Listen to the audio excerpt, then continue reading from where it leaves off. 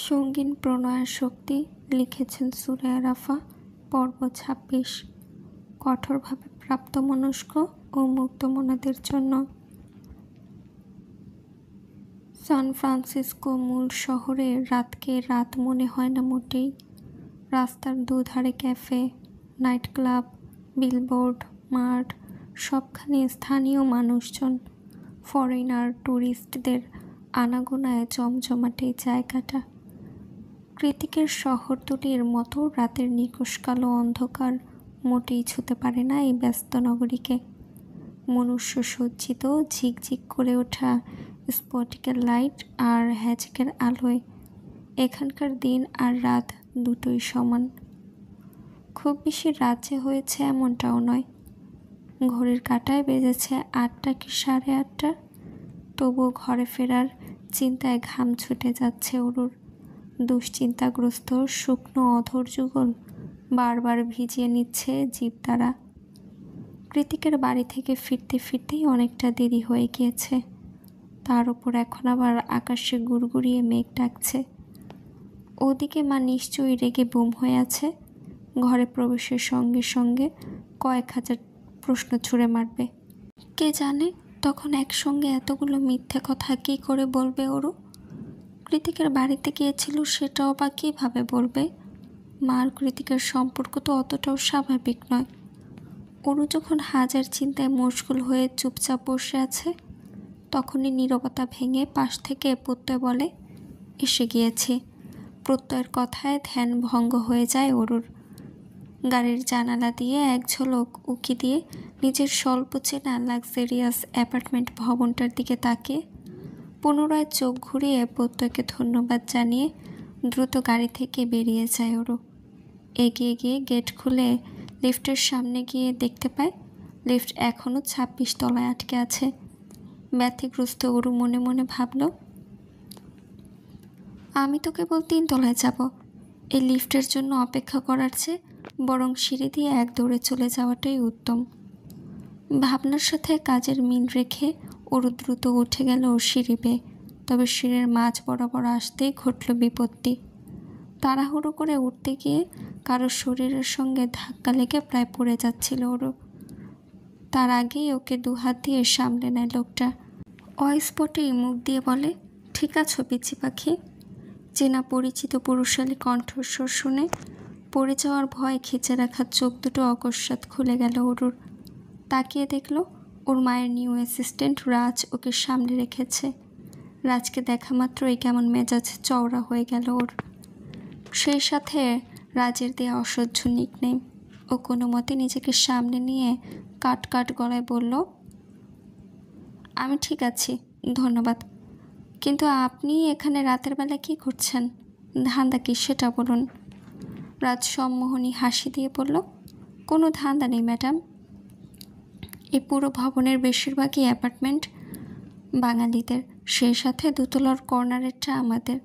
আব্বু আম্মুকে নিয়ে ছোটোবেলা থেকে এই ফ্ল্যাটেই থাকি আমি। সেই হিসেবে বলতে গেলে আমার আপনাকে জিজ্ঞাসা করা উচিত, ধান্দা কি? ছেলেটা হেসে হেসে কথা বলে ঠিকই, কিন্তু কথার মাথায় খোঁচা দিতে এক চুলো ছাড় দেয় না। বড্ড শানা। রাজের কথায় ওর চোখ মুখ কুঁচকে অবিশ্বাসের সুরে বলল, কি? রাজ পুনরায় ঠোঁট গলিয়ে হেসে বলল, yes ma'am, from now on you are neighbour. Happy neighbourhood. ওর চোখে মুখে বিরক্তির ছাপ। কপালটা সে কখন থেকে কুঁচকে আছে। মনে মনে ভাবছে, নেইবারহুড না ছাই, এখন থেকে এই কার্টুনটাকে সারাক্ষণ সহ্য করতে হবে। কে দেখে যে এই ভবনে উঠেছিল মা, কে জানে। এই পিচ্ছি পাখি, কিছু ভাবছ? রাজের কথায় ওর না বোধক মাথা নাড়িয়ে সিঁড়িতে গিয়ে উপরে যেতে যেতে বিরক্তির সুরে বলল, আপনার ঢঙ্গিটা শোনার সময় নেই, তারা আছে আমার। অযথা কথা না পেঁচিয়ে যে কাজে যাচ্ছিলেন সেখানে জানতো আজ এরা। ওরও চলে যেতে রাজ আরেক দফা হেসে বলল, রাগ দেখালেও কিউট লাগে। একরকম দৌড়াতে দৌড়াতেই হন্তদন্ত হয়ে বাসার ভেতর প্রবেশ করলো অরু। অনু তখনও ড্রয়িংয়ে বসা ছিল। অরু ভেতরে ঢুকে হাঁপাতে হাঁপাতে কাল বিলম্ব না করে অনুকে শুধালো, আপা মা কোথায় রে? অনু অবাক হয়ে বলল, মা তো সেই বিকেল থেকে ঘুমোচ্ছে, কিন্তু তুই এমন করে হাঁপাচ্ছিস কেন? অনুর কথায় ওর স্বস্তির নিঃশ্বাস ছেড়ে মনে মনে বলল, যাক, এ যাত্রায় বেঁচে গেলাম। নয়তো মা যে বিচক্ষণ, ঠিকই কোনো না কোনোভাবে ধরে ফেলতো আমি ভার্সিটি নয় অন্য কোথাও গিয়েছিলাম।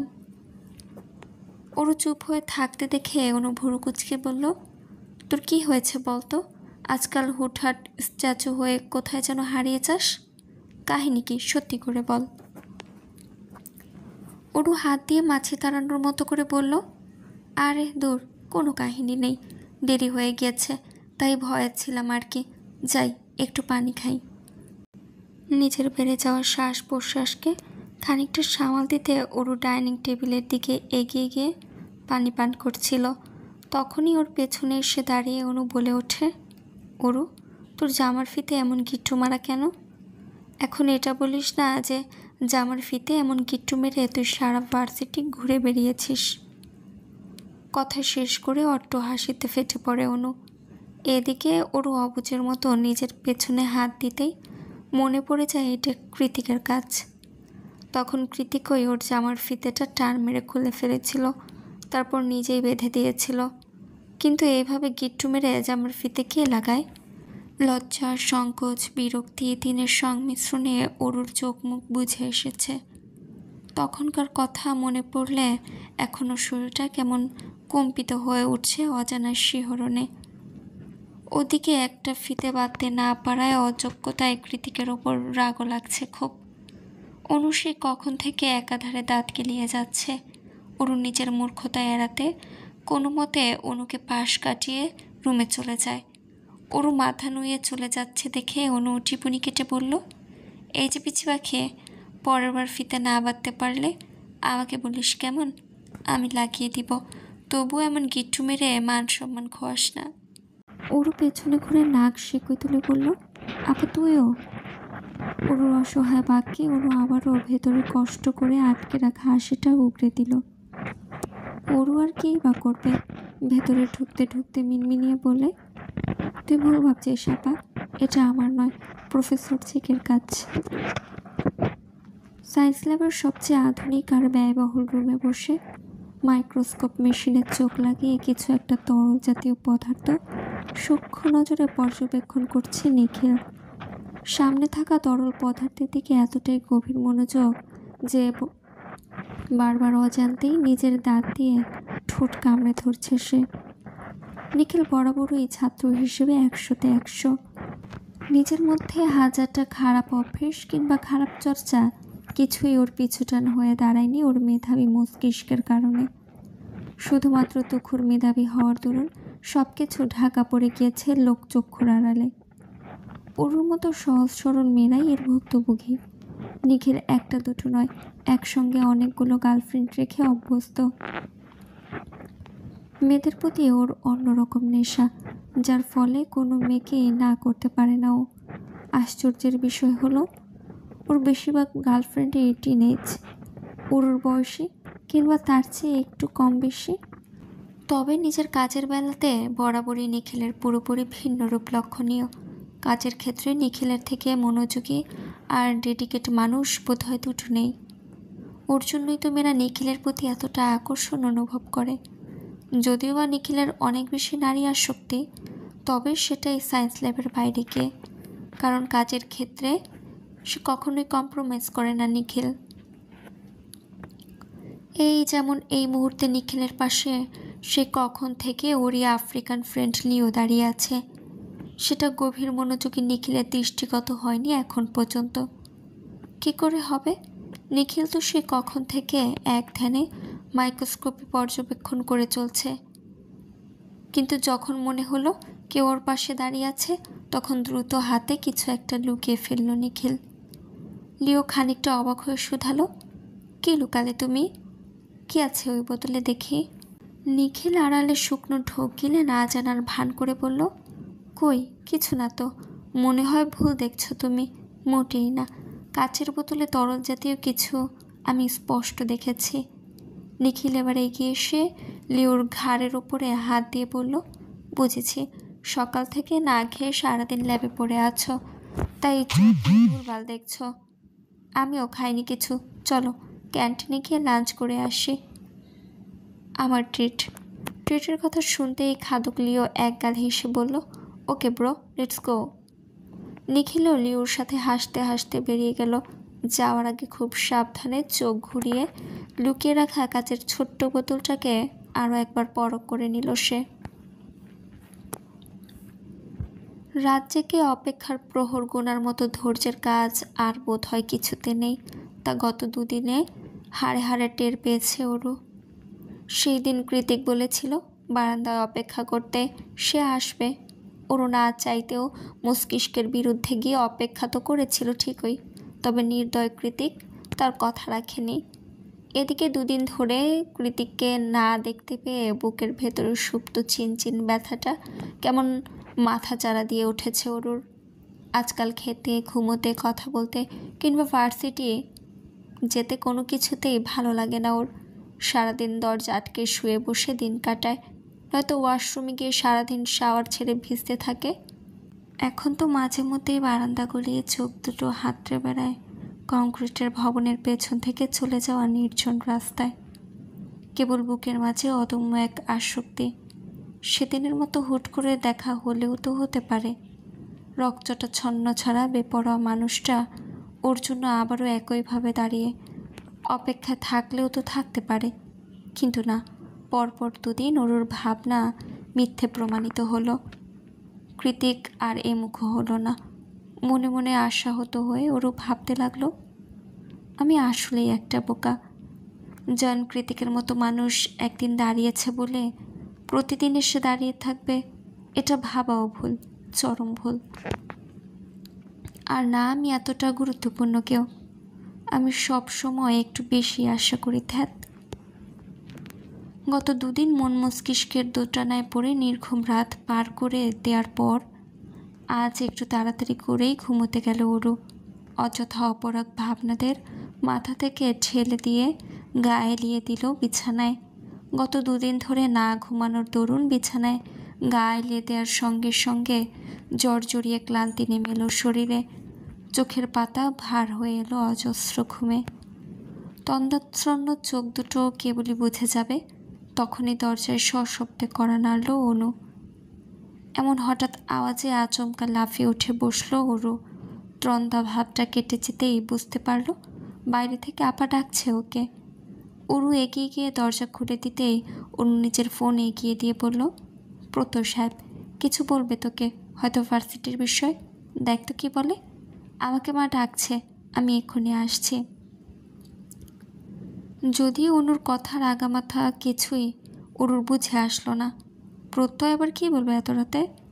তবুও হ্যাঁ সূচক মাথা নাড়িয়ে ফোন কানে ধরলো ওরু। এপাশ থেকে হ্যালো বলতেই প্রত্যয় বলল, ভাই কনফারেন্সে আছে, কথা বলো। কৃতিকের কথা শোনা মাত্রই ওরুর পিলে চমকে গেল। এতক্ষণে স্থায়ী থাকা হাতটা হুট করে কাঁপতে শুরু করলো। হৃদয়ের সুপ্ত চিনচিন ব্যথাটা মুহূর্তেই দ্বিগুণ হয়ে উঠল। ওরু দ্রুত পা এগিয়ে গিয়ে রুমের দরজাটা সাপটে লাগিয়ে দিল। চুপচাপ অপেক্ষা করতে লাগলো ওপাশের প্রতিক্রিয়া শোনার জন্য। তৎক্ষণাৎ বিপরীত পাশ থেকে ভেসে এলো সুপরিচিত চমৎকার শিপুরুষালী কণ্ঠস্বর, বারান্দায় আয়। ওরুর মনে হলো কতগুলো দিন পর এই রাগে রাগে আওয়াজটা আবারও শুনতে পেল। হ্যাঁ বা না কোনো কিছু না বলে ফোন কানে নিয়ে ওরু ছুটে গেল বারান্দায়। বারান্দার কার্নিশে ভর করে নিচের দিকে অবলোকন করতেই দেখতে পেল সে সুদর্শন গম্ভীর নির্দয় মানুষটাকে, যাকে এক নজর দেখার জন্য চাতক পাখির মতো অপেক্ষার প্রহর গুনছিল হৃদয়টা। চোখ দুটো হয়ে উঠেছিল অসহায় আর বেসামাল, অথচ এখন এই মুহূর্তে তার চোখে চোখ পড়তেই কেমন কর্তন করা ডগার ন্যায় নেতিয়ে পড়েছে ওরও। লজ্জার সংকোচ মুড়িয়ে গিয়েছে সারা শরীরে।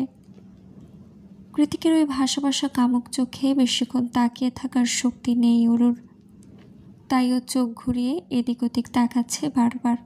তখনই কৃতিক পুনরায় বলে ওঠে, নিচে আয়, তোকে দেখব।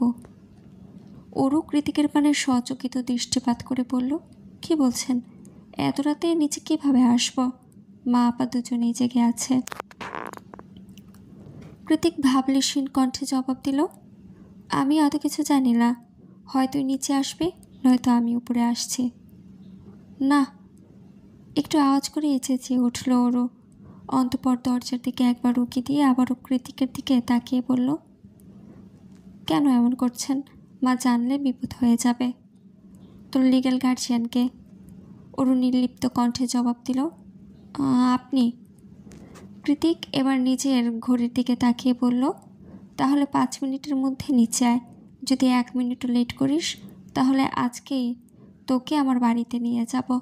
কেউ আটকাতে পারবে না, কারণ প্রতিদিন ভার্সিটি শেষ করে নিজের বউয়ের মুখ দেখার জন্য এতদূর রাইড করে আসতে ভালো লাগে না আমার। অরু মুখ কাচুমাচু করে বলল, আসছি, একটু অপেক্ষা করুন। মা আর আপাকে ম্যানেজ করে আসতে একটু সময় লাগবে। মুহূর্তেই গলার আওয়াজ পরিবর্তন করে কৃতিক হাঁচকে স্বরে বলল, দ্রুত আয়। 5 মিনিটের মাথায় না এলেও 10 মিনিটের মাথায় ঠিকই নেমে এলো অরু। মাথায় আজকেও সেদিনের মতো ঘুমটা টানা তার। কৃতিক বাইকে হেলান দিয়ে অরুর দিকে তাকিয়ে আছে। অরু এগিয়ে আসতেই মাথার অবিন্যস্ত চুলগুলোতে হাত বুলিয়ে কৃতিক বলে, 5 মিনিট লেট। অরু একটা দীর্ঘশ্বাস ছেড়ে বলল, এভাবে কেন বলছেন? কত কষ্টে লুকিয়ে চুরিয়ে বের হয়ে এসেছি, আপনি তা জানেন। কতদিন লুকাবে এভাবে? ওর মাথা নত রেখে ছোট্ট করে বলল, জানি না। কৃতিক অরুর হাত টেনে নিজের কাছে নিয়ে এসে শুধালো, আমাকে মিস করিসনি? অরু জবাব দিল না। কৃতিক এবার ওর দিকে একটা প্যাকেট এগিয়ে দিয়ে বলল, দেখ তো পছন্দ হয় কি না। অরু প্যাকেটটা হাতে নিয়ে নাড়াচাড়া করতে করতে শুধালো, কি আছে এতে? খুলে দেখ। কৃতিকের কথা মতো প্যাকেটটা খুলতেই বেরিয়ে এলো একটা আপেল খচিত ব্র্যান্ডেড লেটেস্ট মোবাইল ফোন। ফোনটা হাতে নিয়ে উল্টে পাল্টে দেখে অরুর চোখ চড়ক গাছ। ও তৎক্ষণাৎ অবাক হয়ে কৃতিককে বলল, এত দামি ফোন আমাকে কেন দিচ্ছেন? আমি এটা নিতে পারবো না। কৃতিক বিরক্ত হয়ে কপাল কুঁচকে বলল, এটা তোর মায়ের রেডিমেড কোম্পানির টাকায় কেনা নয়, তোর স্বামীর উপার্জনের টাকায় কেনা। নিতে পারবি না মানে? অরু মুখ কাচুমাচু করে বলল, এভাবে কেন বলছেন? কৃতিক নিজেকে খানিকটা শান্ত করে নরম সুরে বলল, আর বলবো না, কাছে আয়। কৃতিক অরুর প্রতিক্রিয়ার অপেক্ষা করল না, বরং নিজ হাত দিয়ে অরুকে অনেকটা কাছে টেনে নিয়ে এলো। গভীর রাত, চারদিক নিস্তব্ধতায় ছেয়ে আছে।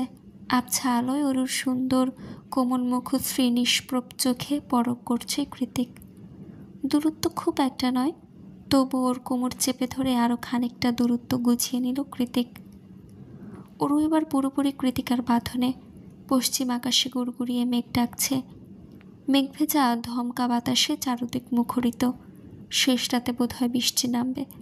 কৃতিক আর অরুর মাঝে সে তখন থেকে নীরবতা বিরাজমান। দুজনের মাঝে যে শব্দটুকু হচ্ছে সেটা কেবলই হৃদস্পন্দনের গতিবেগ। কৃতিক আলতো হাতে অরুর গালে হাত ছুঁয়ে হিসিয়ে বলল, আই মিসড ইউ হার্টবিট। এতক্ষণের নীরবতা ভেঙে হঠাৎ কৃতিকের এমন স্বীকারোক্তিতে কেঁপে উঠল অরু। শরীরের সাথে সাথে সেই কম্পন ছড়িয়ে পড়ল সমগ্র মুখমণ্ডলে। অরুর তীর তীর করে কাঁপতে থাকা ঠোঁটের দিকে তাকিয়ে শুকনো ঢোক গেল কৃতিক। ভাবতে লাগলো, কি করবে ও এখন? নিজের অদম্য ইচ্ছেকে প্রাধান্য দেবে নাকি অরুর কথা ভাববে? কৃতিক নিশ্চুপ হয়ে আছে দেখে অরু নিজেকে কৃতিকের থেকে ছাড়িয়ে নিয়ে বলল, রাত বেড়েছে, আমি এখন আসছি। কথা শেষ করে অরু 2 কদম পা বাড়াতেই পেছন থেকে ওর ওড়না টেনে ধরে কৃতিক। অরু ঘাড় ঘুরিয়ে শুধালো, ওড়না কেন টেনে ধরেছেন? কৃতিক অরুর ওড়নাটা হাতে পেঁচিয়ে ওকে নিজের দিকে টানতে টানতে বলল, কাছে আয় বলছি। অরু না চাইতেও পুনরায় কৃতিকের কাছাকাছি এলো। কৃতিক একটানে ওকে নিজের মুখোমুখি দাঁড় করিয়ে হাঁচকে স্বরে বলল, হার্টবিট, রাইট নাও আমি এমন কিছু করব যেটা তোর পছন্দ নাও হতে পারে, but I can't control myself. Be patient, okay? কৃতিকের কথায় অরু আমতা আমতা করে বলল, কি করবেন? কৃতিক আর জবাব দেওয়ার প্রয়োজন বোধ করল না। এক হাত অরুর ঘাড়ের পেছনে দিয়ে ওকে নিচের দিকে টেনে এনে চোখ বন্ধ করে ঠোঁট ছোঁয়ালো অরুর তুলতুলে নরম গোলাপি অধরে। কৃতিকের সাথে সাথে অরু এবার অকস্মাৎ দু চোখ খিচে বন্ধ করে নিল। দু হাত দিয়ে খামচে ধরল কৃতিকের শার্ট। ভেতরের দীর্ঘশ্বাস ক্রমান্বয়ে বৃদ্ধি পাচ্ছে। কৃতিকের ঠোঁটের স্পর্শে ধূমকেতুর হলকার মতো শিহরণ ছড়িয়ে পড়ছে শরীরের রন্ধে রন্ধে। অনুভূতির শক্তি তুঙ্গে, যার দরুন ভালো মন্দ কিছুই অনুভব করতে পারছে না অরু। খানিক বাদে কৃতিক ঠোঁটের দূরত্ব বাড়িয়ে এক ঝলক অরুর মুখটা পরখ করে নিল। বিরক্তির লেশ মাত্র নেই ওর মুখে চোখে, যা আছে তা কেবলই ভয়াতুর অনুভূতি। অরুর মুখভঙ্গিমা আর মৌনতার দৃশ্য দেখে খানিকটা তীর্যক হেসে দ্বিগুণ আগ্রহ নিয়ে অরুর তুলতুলে অধরগুলোতে পুনরায় ওষ্ঠাগত করে নেয় কৃতিক। এবার আর রয়ে শয়ে নয়, অনেকটা গভীরভাবেই মিলিত হয় দুই জোড়া অধর। কোনো এক অজানা কারণবশত অরুর বুঝে থাকা চোখ দিয়ে গড়িয়ে পড়ছে অশ্রুসিক্ত নোনা জল, যা টুপটাপ করে গিয়ে সযত্নে ঠাঁই নিচ্ছে কৃতিকের শার্টের ওপর। কৃতিকের চুম্বনের গতিবেগের তালে তাল মিলিয়ে ওর ছোট্ট ছোট্ট হাতের বাঁধন শক্ত হয়ে উঠেছে দ্বিগুণ। ওর খামচে ধরা হাতের টানে কৃতিকের শার্টের বোতামগুলো বোধ হয় এবার ছিঁড়েই চলে আসবে। মাত্রাতিক্ত উত্তেজনায় হৃৎপিণ্ড তখন ফেটে পড়ার উপক্রম। শরীরের সবটুকু ভার পড়ে আছে কৃতিকের দখলে। এলোমেলো ঝড়ো বাতাসের তাণ্ডবে অরুর মাথায় তুলে রাখা ঘোমটাটা খুলে গিয়েছে সে কখন। ভেতরের উথাল পাথাল অনুভূতিতে অরুর প্রাণ যায় যায়, তবুও এক চুল ছাড় দিচ্ছে না কৃতিক। পেছনে মাথা উঁচু করে দাঁড়িয়ে থাকা কংক্রিটের ভবন থেকে অস্পষ্ট সুরে তখন ভেসে আসছে বেসামাল দুটো গানের লাইন। বাতাসে গুনগুন এসেছে ফাগুন, বুঝিনি তোমার শুধু ছোঁয়া এত যে আগুন। আদা, রসুন, কাঁচামরিচ, পেঁয়াজ, লবণ, ঢেঁড়স, মূলা, ফুলকপি, বাঁধাকপি, চাল, ডাল, তেল। উফ, এত গোসারিস দিয়ে কী করবে তুমি অনু? তোমার বাসায় কি বিয়ে লেগেছে? প্রত্যয়ের কথায় অনু মনে লাগার মতো মুখ গোমড়া করে বলল, এভাবে কেন বলছেন? আপনার জন্যই তো এত বড় ফর্দ বানালাম। আমার জন্য মানে? আপনার সাথে বের হতে গেলে তো হাতে একটু সময় নিয়ে বের হতে হতো, তাই মাকে বলেছি অনেক কিছু কিনতে হবে। প্রত্যয় ফোঁস করে একটা নিঃশ্বাস ছেড়ে বলল, বুঝলাম। তারপর আঙুলের ইশারা করে পেছনে অরুর পায়ে পা লাগিয়ে ঝগড়া করতে থাকা রাজকে দেখিয়ে বলল, কিন্তু ওটাকে কেন নিয়ে এসেছ? অনু মুখ কালো করে বলল, মা জোর করে ধরিয়ে দিয়েছে। কাজকর্ম তো সব চামচাদের মতো, আপনার নাম রাজকে রেখেছে শুনি। তুমি তো পিচ্ছি, তাহলে এত ঝাঁজ কোথা থেকে এসেছে শুনি? রাজের কথায় অরু তেতিয়ে উঠে বলল, আমাকে কোন দিক দিয়ে পিচ্ছি মনে হয় আশ্চর্য? পিচ্ছি নয় তো কি, দেখো এখানে সাইজে সবার থেকে ছোট তুমি। আমার তো মনে হয় তোমার বিয়ের উপযুক্ত ছেলে পাওয়াই মুশকিল হয়ে যাবে। অরু বিরক্তিতে ভেঙচি কেটে বলল, আমার বিয়ে নিয়ে আপনার মাথা না ঘামালেও চলবে। আমার স্বামী আপনার থেকে লম্বা আর সুদর্শন হবে, তাই আপাতত নিজেরটা নিয়ে ভাবুন। কথা শেষ করে অরু মুখ ঝামটি দিয়ে অন্যদিকে ঘুরতেই দেখল কৃতিক এসে বাইক থামিয়েছে ওদের সামনে। কোনোরূপ বাইকার জ্যাকেট কিংবা ফর্মাল স্টাইলে নয়, একটা ব্ল্যাক স্কিন টি শার্ট আর ওভারসাইজ ডেনিম পরে আছে। পায়ে নাইক খচিত স্নিকার্স, চোখে কালো রঙা রোদ চশমা, হেলমেট খুলে এদিকেই আসছে। কৃতিককে দেখে ওর ছুটে গিয়ে অনুর ওড়না টেনে বলল, এই আপা, উনি এখানে কি করছে? অনু একবার কৃতিকের দিকে তাকিয়ে প্রত্যয়কে উদ্দেশ্য করে বলল, হ্যাঁ তাই তো প্রত্যয় সাহেব, কৃতিক ভাইয়াকে কেন ডেকেছেন? প্রত্যয় কাট কাট গলায় বলল, আমি তো ভেবেছিলাম ওরু একা আসবে, আমরা কোথাও সময় কাটাতে গেলে ওরুর কী হতো, তাই ভাবলাম ভাই তো ফ্রি আছে। প্রত্যয়ের কথা শেষ হওয়ার আগে কৃতিক সেখানে হাজির হয়। কৃতিক আসা মাত্রই ওরু কাচুমাচু হয়ে ওরুর পেছনে দাঁড়িয়ে পড়ে। সবাইকে পিছু হটিয়ে কৃতিক সবার আগে ওরুর দিকে তাকিয়ে ভুরু কুচকে বলল, কি ব্যাপার, তুই ওনার পেছনে দাঁড়িয়ে মুচড়ি করছিস কেন? কি সমস্যা? ওরু শটান দাঁড়িয়ে বলল, কই না তো। কৃতিক প্রত্যয়ের দিকে তাকিয়ে বলল, তোমরা কোথাও যাবে বলেছিলে? প্রত্যয় হ্যাঁ সূচক মাথা নাড়লে কৃতিক আবারও বলে, ইউ ক্যান গো নাও। সময় হলে কল দিও, আমি আশেপাশেই থাকবো। অনু এবার একটু আগ বাড়িয়ে কৃতিককে উদ্দেশ্য করে বলল, ইয়েস ভাইয়া। অরুর একটু খেয়াল রাখবেন, আমরা তাড়াতাড়ি চলে আসব। কৃতিক অরুর দিকে তাকালো, যে এই মুহূর্তে মাথা নিচু করে ক্রমাগত আঙুলে ওড়না পেঁচিয়ে যাচ্ছে। তারপর একটা দীর্ঘশ্বাস ছেড়ে ছোট্ট করে জবাব দিল, রাখবো। অনু আর প্রত্যয়ে চলে গেলে রাজ এগিয়ে এসে অরুকে বলল, এই যে পিচ্ছি, চলো এবার বাজারগুলো করে ফেলি। রাজের পিচ্ছির সম্বোধনে অরু আতকে উঠে কৃতিকের দিকে চাইল। কৃতিক এগিয়ে এসে বলল, এক্সকিউজ মি, কী বললে ওকে তুমি? রাজ ঘুরে দাঁড়িয়ে প্রথমে কৃতিকের মুখের দিকে চাইল। সামনাসামনি না দেখলেও জেকে গ্রুপের হেড অফিসের গভর্নিং বডির মেম্বারদের মধ্যে সর্বশীর্ষে সুদর্শন লোকের ছবি দেখেছে রাজ। তার মানে মালিকপক্ষের প্রিয় হবে। ব্যাপারটা বুঝতে পেরে তৎক্ষণাৎ কৃতিককে সালাম ঠুকল সে। Hello sir, nice to meet you sir. Kritik তো প্রথমে চেয়েছিল কয়েকটা পাঁচ বসিয়ে দিবে ছেলেটার নাক বরাবর, কিন্তু এখন এমনভাবে সম্মান জানানোতে ও নিজেও বিব্রত হয়ে পড়েছে। কিছু উপায়ন্তর না পেয়ে ওর হাত থেকে ছো মেরে বাজারের লিস্টটা নিয়ে রাজের হাতে ধরিয়ে দিয়ে বলল, বাজারগুলো সেরে আসুন, আমরা ওয়েট করছি। Okay sir. তড়িৎ গতিতে হ্যাঁ সূচক মাথা নাড়িয়ে সুপার শপের দিকে চলে যায় রাজ। রাজ চলে যেতেই ওর হাত চেপে ধরল কৃতিক। খানিকটা নিজের কাছে টেনে এনে দাঁতের দাঁত পিষে বলল, এমন জোরের মতো বিহেভ কেন করছিস? তাকা আমার দিকে। ওরু এদিক ওদিক মাথা নাড়িয়ে বলল, পারবো না। কেন পারবি না? তাকা বলছি, নয়তো ধরে একটা আছাড় মারব। ওরু তেতিয়ে উঠে বলল, পারবো না বলছি তো, আমার বুঝি লজ্জা লাগে না? ওরুর না তাকানোর কারণ বুঝতে পেরে কৃতিক ঠোঁট টিপে হাসি সংবরণ করে বলল, আচ্ছা তাকাতে হবে না, চল। কোথায় যাব? কৃতিক হেলমেট পরে আরেকটা অরুর দিকে বাড়িয়ে দিয়ে বলল, বাইকে ওঠ বলছি।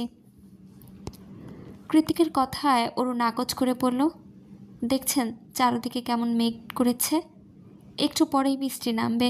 এর মাঝে আপাত চলে এলে আবার ঝামেলা হবে। আমি যাব না কোথাও। তুই উঠবি নাকি আমি নামবো? কৃতিকের ধারালো কথা কঠিনতায় খানিকটা ভয় পেয়েই বাইকে উঠে বসলো অরু। অন্তঃপর আর্জ জানিয়ে বলল, তাড়াতাড়ি নিয়ে আসবেন কিন্তু, ধরে বস। অরু অবাক হয়ে বলল, ধরলাম তো। কৃতিক অন্যদিকে ইশারা করে বলল, ওই দিকে দেখ। অরু কৃতিকের দৃষ্টি অনুসরণ করে চাইলে দেখতে পায় ওদের থেকে খানিকটা দূরত্বে আরেকটা বাইকার কাপড় সিগন্যালে দাঁড়িয়ে আছে। পেছনের মেয়েটা ছেলেটার কোমর দু হাতে আঁকড়ে ধরে বসেছে। তাদের দুজনের মধ্যে সেন্টিমিটারের দূরত্বও অবশিষ্ট নেই। অরু সেদিক থেকে চোখ সরিয়ে বলল, আমি ওভাবে ধরতে পারবো না, আপনি আমার বড় তো। কৃতিক অরুর কথা না শোনার ভান করে ওয়ার্নিং ছাড়া এই বাইক স্টার্ট দেয়। তৎক্ষণাৎ কৃতিকের পিঠের ওপর হুমড়ি খেয়ে পড়ে অরু। অজান্তেই হাত দিয়ে খামচে ধরে কৃতিকের টি শার্ট। কৃতিক একটু হেসে অরুর খামচে ধরা হাতটা স্বাভাবিক করে নিজের মেথিন পেটের উপর রেখে দেয়। তারপর হিসিয়ে বলে, নাও পারফেক্ট। বাইক চলছে, তবু অরু আর কৃতিকের থেকে নিজেকে সরায়নি। উল্টে সময়ের বিবর্তনে ধীরে ধীরে নিজের মাথাটা এলিয়ে দিয়েছে কৃতিকের পিঠের ওপর। এখন ওদের মাঝেও সেন্টিমিটারের দূরত্ব অবশিষ্ট নেই আর। পুরুষালী পৃষ্ঠদেশে ধনুকের মতো বাঁকানো নারী দেহটা নিঃসংকোচে সিটিয়ে আছে, যার ফলে দুজনের মাঝে ঢেউ খেলে যাচ্ছে একটা ভেজা নরম সুপ্ত অনুভূতির জোয়ার। অরু যা বলেছিল তাই হলো। কিছু দূর যেতেই মাঝ রাস্তায় ঝুম বর্ষণে আটকে পড়েছে ওরা। নিজেদের বৃষ্টির হাত থেকে বাঁচাতে কোনো মতে দৌড়ে গিয়ে একটা ইকো পার্কের মস্ত বড় গাছের নিচে ছায় নিল দুজন। অরুর পরনে টকটকে লাল রঙা চুড়িদার, যা এই মুহূর্তে ভিজে গিয়ে শরীরের সাথে চুপসে লেগে আছে। তাও গায়ের ওড়নাটা দিয়ে বৃষ্টির আড়াল করে দাঁড়িয়ে আছে অরু। কৃতিক এগিয়ে এসে নিজেও অরুর ওড়নার মধ্যে ঠাঁই নিল। অরু এবার একটু ভালো করে কৃতিকের মাথার উপর ওড়নাটা ছড়িয়ে দিয়ে বলল, আপনাকে আজকাল বড্ড আপন মনে হয়। কৃতিক ঘোর লাগা দৃষ্টিতে অরুর ভেজা মুখমণ্ডল পরখ করে বলল, আমি বরাবরই তোর আপন ছিলাম, তুই বুঝতে পারিসনি, সেটা তোর ব্যর্থতা। অরু অবাক চোখে কৃতিকের দিকে তাকায়, বোঝার চেষ্টা করে কৃতিক আদতে কি বুঝিয়েছে। কৃতিক অবশ্য বোঝানোর মতো পরিস্থিতিতে নেই। ওর চোখ আটকে আছে অরুর কোমল ফিনফিনে রক্তরাঙা ঠোঁট জোড়ায়। মানুষ একবার কোনো কিছু পেয়ে গেলে সেটা বারবার পেতে চায়। কৃতিকও তার ঊর্ধ্বে নয়। ও এই মুহূর্তে অরুর ঠোঁটের দখলদারি পেতে চায়, ঠিক কাল রাতের মতো পরম আবেশে ডুবে যেতে চায় অরুর ঠোঁটের ভাঁজে। শুধু চায় বললে ভুল হবে, অরুর খুব কাছে গিয়ে সেটা নেয়ার জন্য উদ্যতও হলো বটে। কৃতিকের পরবর্তী পদক্ষেপ আঁচ করতে পেরে অরু লজ্জা পেয়ে দ্রুত পেছন ঘুরে দাঁড়ায়, কিন্তু এতেও কৃতিক পিছু পা হলো না, বরং একটু একটু করে এগিয়ে গিয়ে পেছন থেকে অরুর লম্বা চুলগুলো একপাশে সরিয়ে মুখ ডুবিয়ে দিল ওর গলার ভাঁজে। চোখ বন্ধ করে প্রিয় নারীর ভেজা শরীর থেকে শুষে নিতে লাগলো প্রতিটি বাড়িকণা। কৃতিকের এতটা কাছে আসা, এতটা গভীর আলিঙ্গন খুব বেশিক্ষণ সহ্য করতে পারল না অষ্টাদশী অরু। লজ্জায় সংকুচিত হয়ে তড়িৎ গতিতে ঘুরে মুখ লুকালো কৃতিকের বুকের মাঝখানে। ওর কাঁপছে। ওর শরীরের তীব্র কাঁপুনিতে কৃতিকের মাঝে হঠাৎ করে তৈরি হওয়া অদম্য সুপ্ত পুরুষালীর চাহিদাগুলো মুহূর্তেই হারিয়ে গেল। ও আস্তে করে অরুর পিঠে হাত রেখে নরম সুরে বলল, ইটস ওকে বেবি। অরু এবার মাথা তুলে বলল, আপনি সত্যিই আমার প্রেমে পড়েছেন? কবে পড়লেন বলুন না। কৃতিক অরুর গালে নিজের খড়খড়ে পুরুষালী হাত ছুঁয়ে বলল, এতগুলো বছর পর এই প্রশ্ন করছিস, কি উত্তর দেব আমি? কৃতিকের প্রতি উত্তরে গভীরতা আঁচ করতে পেরে অরু আবারও দু হাতে শক্ত করে ওর গলা জড়িয়ে ধরল। আজ বোধ হয় অরুও প্রেমে পড়েছে। কোনোরূপ মোহ কিংবা খানিকক্ষণের ভালো লাগা নয়, বরং সত্যিকারের প্রেমে।